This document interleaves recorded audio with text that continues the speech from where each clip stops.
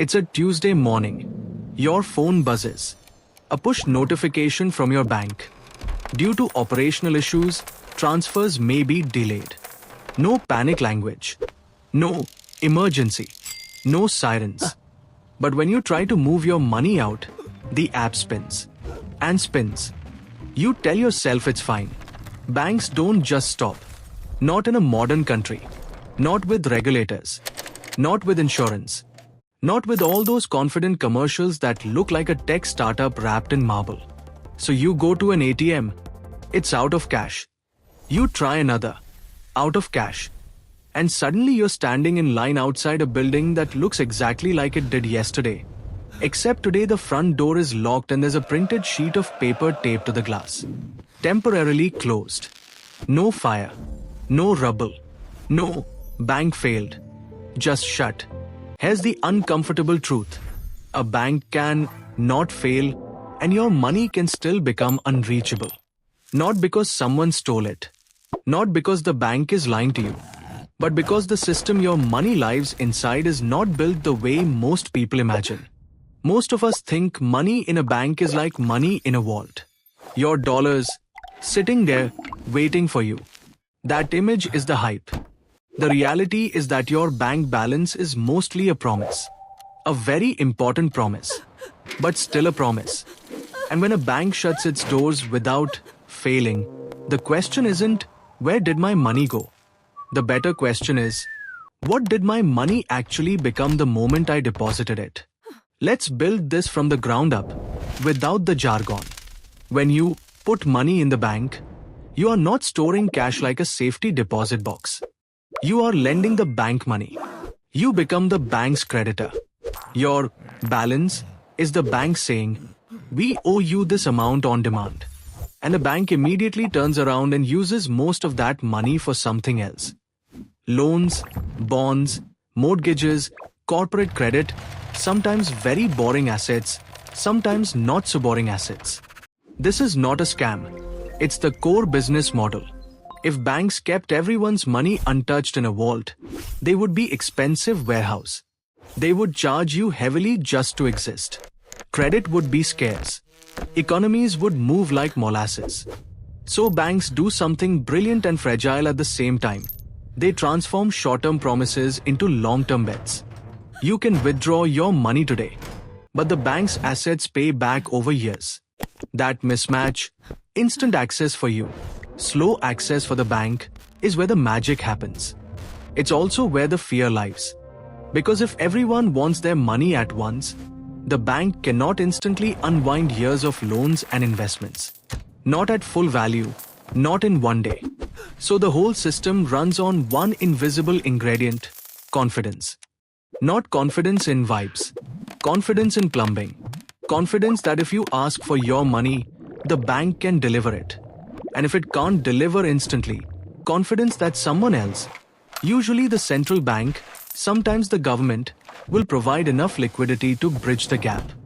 Now, notice the word I used, liquidity, not solvency.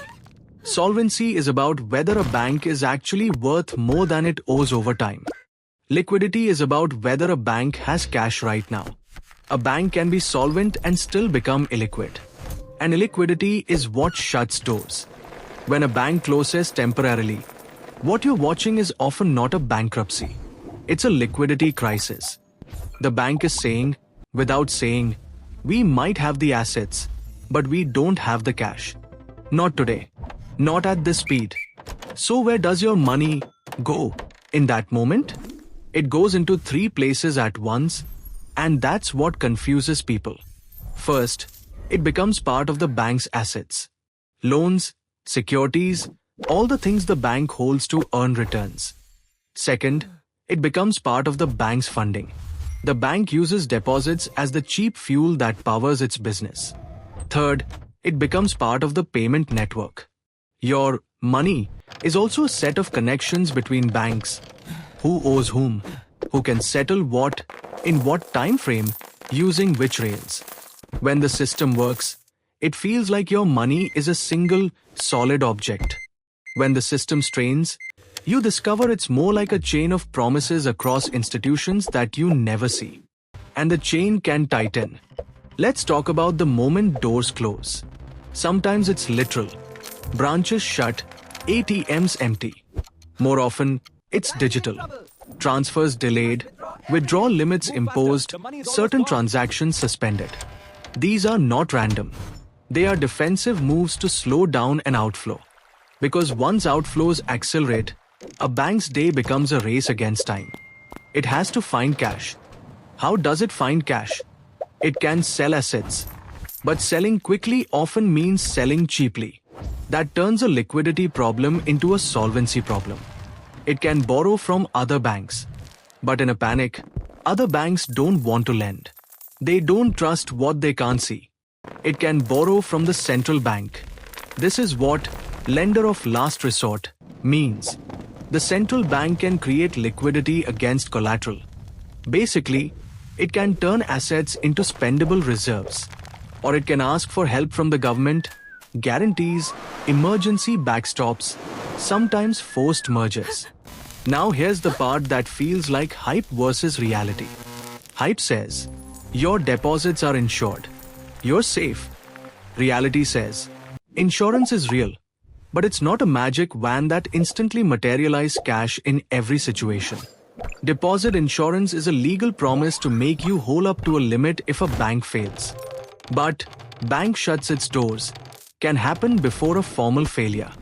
And even when a failure happens, the path from promise to money in your account can involve time, process, and structure. Also, insurance has limits. Not just the coverage limit.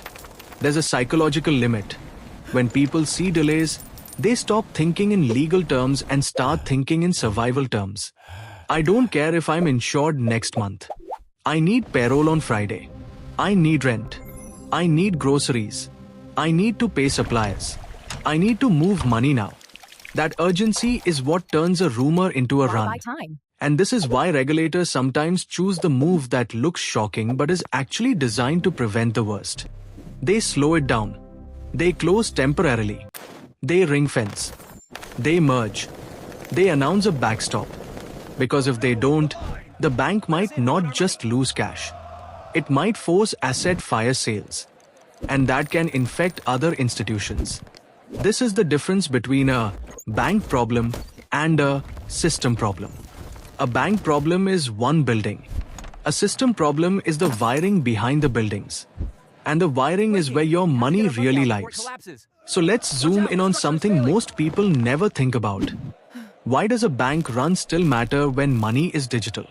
Because digital doesn't mean instantaneous settlement. When you move money, you're not teleporting an object.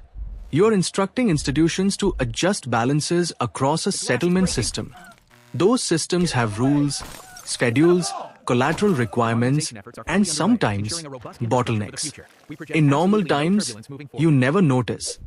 In stress, the system starts prioritizing safety over speed. That's when you see delays, limits, maintenance, operational issues. Sometimes those words are true. Sometimes they're euphemisms. Either way, the function is the same. Slow the drain, buy time, find liquidity. Now, if you're wondering, why would a bank need to buy time? Shouldn't it always have enough? Banks do hold liquid assets. They have reserves. They hold government bonds. They manage maturity. But the modern world has a new accelerant, information and one-tap transfers. A bank run used to take days. You needed a car, a branch, and a queue. Now it can happen in hours. A single tweet, a single headline, a single screenshot of a balance stuck in pending, and the outflows can become a stampede. And this creates a brutal paradox. The bank can be fine if people stay calm. But people stay calm only if they believe the bank is fine. So regulators are constantly managing not just balance sheets, but narratives. And there's a second paradox that makes it even harder. Banks are supposed to be transparent so markets can trust them. But in a crisis, too much transparency can trigger panic. So you get this awkward theater. Officials say, The system is resilient. Banks say, we are well capitalized. And meanwhile, behind the scenes, liquidity lines are being opened, collateral is being posted, and emergency calls are happening at 2 a.m. If you've ever wondered why financial news sometimes feels like it's written in code, it's because it is. Words like liquidity facility, backstop, temporary measures, orderly resolution. These are calm words for violent dynamics. Because in finance, violent often means prices move fast, trust collapses, and contracts stop behaving like contracts. So back to the question, where does your money go when banks don't fail but still shut their doors? Here's the simplest, most honest answer. Your money doesn't go anywhere. Your access to it does. You're holding an IOU from an institution that normally redeems instantly. In a stress moment, the institution can't or won't redeem instantly. Not necessarily because it's insolvent, but because instant redemption for everyone at once is mechanically impossible without outside help. So your money is temporarily trapped inside the system's timing. And the system's timing is controlled by trust, rules, and emergency levers. Now, let's talk about the part nobody loves to talk about. What causes doors to close in the first place? It's rarely one thing. It's usually a sequence. A bank buys long-term assets when rates are low because that's what looks safe and profitable. Then rates rise fast. Those assets lose market value.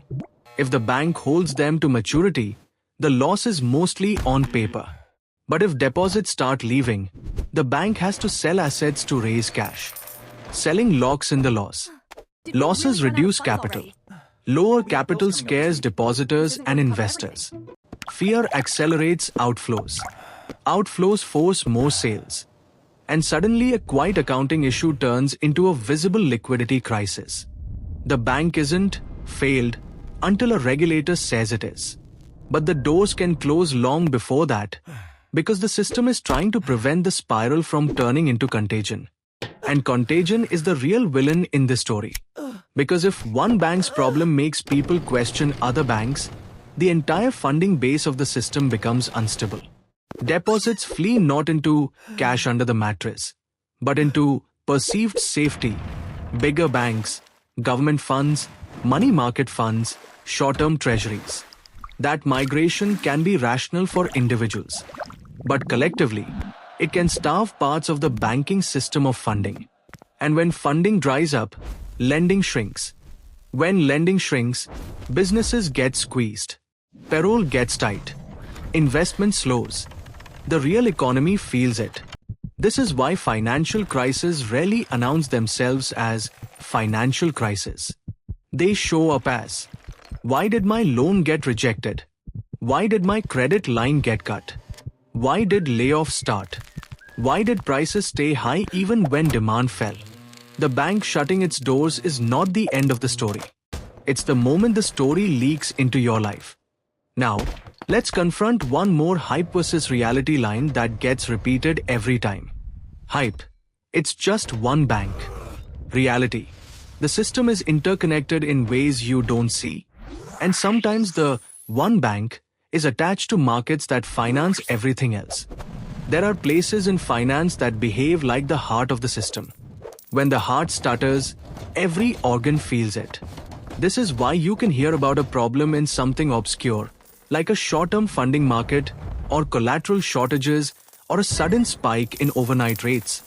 And then weeks later, you feel it in your mortgage rate or your job market. A bank's doors closing can be a symptom, not the disease. So what are the larger risks? The ones worth understanding even if you never plan to become a finance nerd? Risk number 1. Speed. The system was built for a slower world. Digital banking made it faster than the old safety buffers. Risk number 2. Concentration. If money flees to a handful of too big to question institutions, power concentrates. That changes how credit is priced, who gets it, and on what terms. Risk number 3. The invisible trade. Every time the system is saved with liquidity, there's a trade-off between stability now and incentives later. Because if banks and depositors believe they will always be rescued, behavior adapts.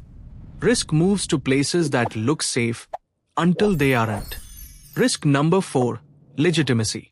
When ordinary people see that the rules change during stress, limits appear, transfers delay, emergency measures roll out, they start to ask a dangerous question.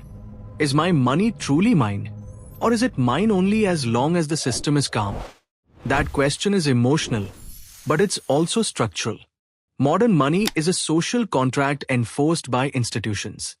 When institutions wobble, the contract feels thin. So how do you live inside this reality without paranoia? And without turning it into a hobby? Not with slogans. With clarity. Know what your bank account is. A claim. Know what safe actually means. Safer relative to alternatives, not invulnerable. Know what delays usually signal. Liquidity stress, operational bottlenecks, or crisis management. And most importantly, recognize the pattern. When people say, the bank didn't fail, what they often mean is, we prevented the legal word failure from happening. Because failure is not just an event. It's a decision by authorities at a specific time under specific rules. The system can be in trouble long before that word is used. And your lived experience, being unable to access your own money, can happen without the headline ever arriving. So let's end with the thought that should bother you a little in a useful way. If your money in the bank is a promise, and the system depends on confidence, and confidence can break faster than institutions can move, then the real question isn't whether banks can fail. It's, in the next stress moment, who gets instant access to liquidity and who gets told to wait? And if the answer depends on size, connections, or systemic importance, what does that say about the kind of financial world we are actually living in?